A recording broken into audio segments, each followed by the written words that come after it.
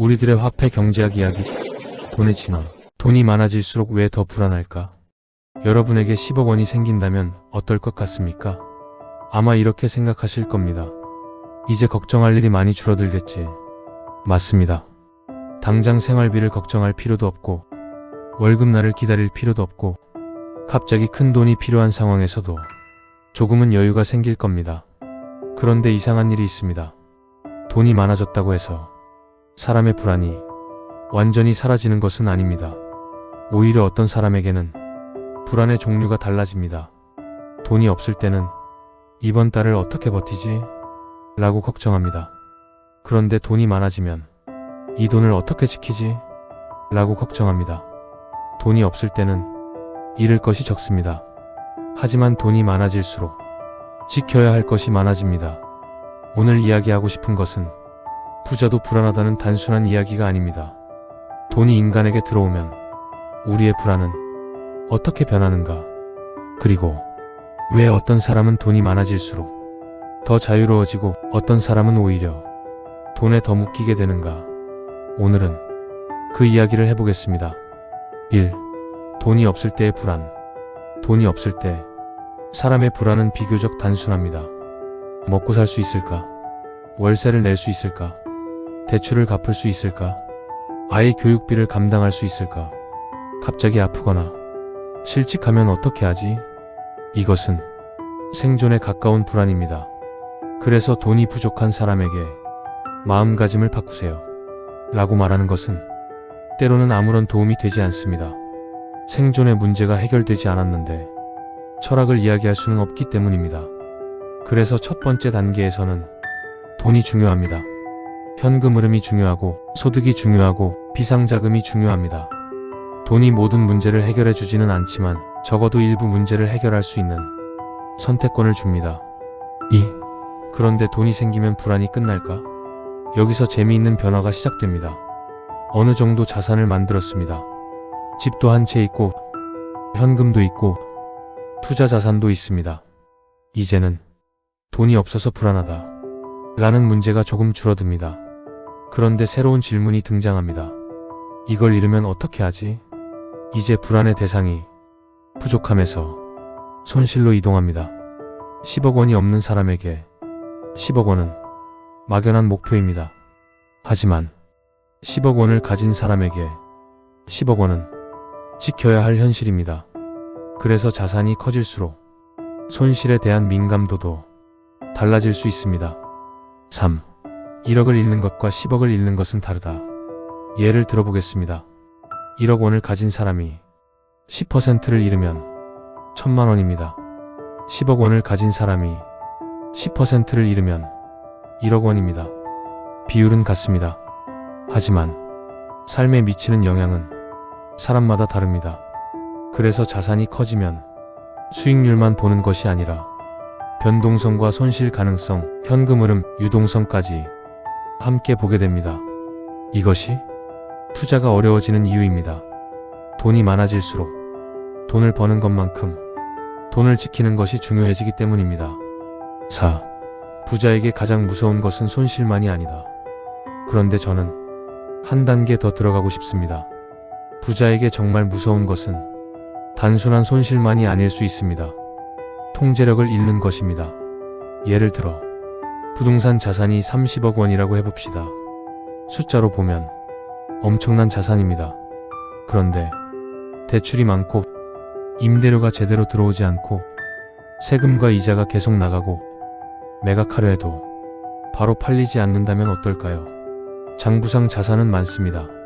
하지만 현금 흐름이 막히면 사람은 불안해집니다. 그래서 부자가 될수록 얼마를 가지고 있는가 만큼 내가 얼마나 통제할 수 있는가가 중요해집니다. 5. 그래서 자산의 크기보다 중요한 것이 있다. 자산이 20억이라고 해서 모두 같은 20억이 아닙니다. 현금 20억과 상업용 부동산 20억과 아파트 20억과 비상장 주식 20억은 완전히 다른 자산입니다. 왜냐하면 유동성이 다르고 현금 흐름이 다르고 변동성이 다르고 매각 가능성이 다르기 때문입니다. 그래서 진짜 자산 관리는 얼마나 많이 가지고 있느냐, 에서 끝나지 않습니다. 어떤 형태로 가지고 있느냐까지 봐야 합니다. 6. 돈이 많아질수록 비교라는 새로운 불안이 생긴다. 여기서 더 재미있는 문제가 하나 있습니다. 돈은 생존만 해결해 주는 것이 아니라 비교의 기준도 바꿉니다. 내가 1억을 가지고 있을 때는 1억이 큰 돈처럼 느껴집니다. 그런데 주변에 10억, 30억, 100억을 가진 사람이 많아지면 내가 가진 1억의 의미가 갑자기 달라집니다. 사람은 절대적인 숫자만 보는 존재가 아닙니다. 상대적인 위치도 봅니다. 그래서 돈이 많아져도 비교가 끝나지 않을 수 있습니다. 오히려 비교의 대상이 더 높은 곳으로 올라갑니다. 7. 그래서 부자는 더 행복할까? 여기서 조심해야 합니다. 돈이 많으면 행복하지 않다 라고 말하면 너무 단순합니다. 돈은 분명히 삶의 많은 문제를 해결할 수 있습니다. 주거의 안정, 교육의 기회, 시간의 선택권, 예상하지 못한 지출에 대한 대응 능력, 이런 것들은 돈과 상당히 관련되어 있습니다. 문제는 돈이 증가한다고 해서 삶의 모든 만족이 같은 비율로 증가하는 것은 아니라는 것입니다. 돈은 선택권을 확대할 수 있습니다. 하지만 선택을 대신해 주지는 않습니다. 8. 돈이 많아질수록 잃을 수 있는 것이 많아진다. 가난할 때는 잃을 것이 많지 않습니다. 하지만 자산이 쌓이면 지켜야 할 것이 생깁니다.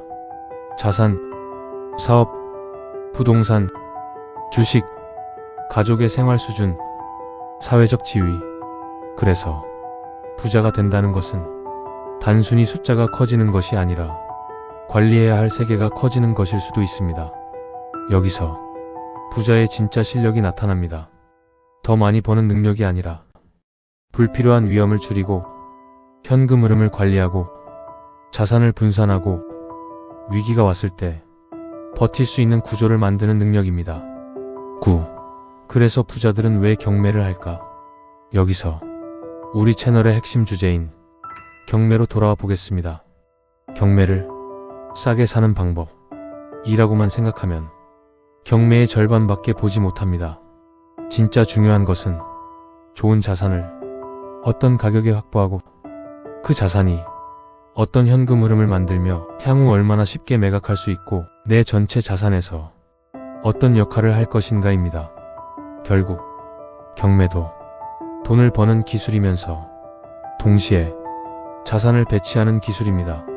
싸게 샀는데 팔리지 않는 자산, 수익률은 높은데 현금 흐름이 불안정한 자산, 가격은 싸지만 수요가 없는 자산. 이런 자산은 싸다는 이유 하나만으로 좋은 투자가 되지 않습니다. 10. 돈의 목적은 결국 자유인가? 여기서 에피소드 11과 연결됩니다. 우리는 지난 영상에서 왜 부자는 시간을 살까? 라는 이야기를 했습니다. 돈의 중요한 기능 중 하나는 선택권입니다. 내가 하기 싫은 일을 반드시 해야만 하는 상황에서 벗어날 수 있는 것, 원하는 곳에서 살 수 있는 것, 가족과 시간을 보낼 수 있는 것, 새로운 일을 시도할 수 있는 것, 이것이 돈이 주는 진짜 힘입니다. 그래서 돈의 최종 목적을 더 많은 돈이라고 생각하면 끝이 없습니다. 10억이 생기면 20억을 원하고 20억이 생기면 50억을 원하고 50억이 생기면 100억을 원할 수 있습니다. 그러면 돈을 모으는 과정 자체가 삶의 목적이 되어버립니다. 11. 돈이 나를 자유롭게 하는가? 이 질문을 한번 바꿔보겠습니다. 나는 돈을 가지고 있는가? 가 아니라 돈이 나를 지배하고 있는가? 부동산을 10채 가지고 있는데 매일 임차인 문제 때문에 잠을 못 잔다면 그 자산은 나에게 자유를 주고 있는 것일까요? 주식이 20억인데 매일 주가를 확인하느라 하루 종일 불안하다면 그 자산은 나를 자유롭게 하고 있는 것일까요?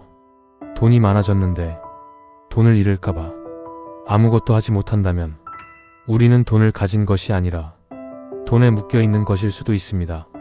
12. 진짜 부자는 무엇이 다를까? 그래서 진짜 부자는 단순히 자산이 많은 사람이 아닙니다. 저는 이렇게 정의하고 싶습니다. 돈이 자신의 삶을 지배하지 않도록 만드는 사람. 돈을 사용할 수 있지만 돈에 끌려다니지 않는 사람. 자산을 가지고 있지만 자산 때문에 자신의 시간을 모두 빼앗기지 않는 사람. 수익을 추구하지만 모든 위험을 감수하지 않는 사람. 그리고 돈을 벌기 위해 삶 전체를 희생하지 않는 사람. 13. 돈은 불안을 없애지 않는다. 이제 처음 질문으로 돌아가겠습니다. 왜 돈이 많아질수록 더 불안해질까요? 돈은 불안을 없애는 도구가 아니라 불안의 대상을 바꾸는 도구이기 때문입니다. 돈이 없을 때는 어떻게 먹고 살까?를 걱정합니다. 돈이 생기면 어떻게 지킬까?를 걱정합니다. 자산이 커지면 어떻게 관리할까?를 걱정합니다. 그리고 충분히 부자가 되면 어쩌면 마지막 질문에 도달합니다. 이 돈으로 나는 무엇을 할 것인가? 최종 마무리. 돈은 우리에게 모든 답을 주지 않습니다. 하지만 질문할 수 있는 시간을 줄 수 있습니다.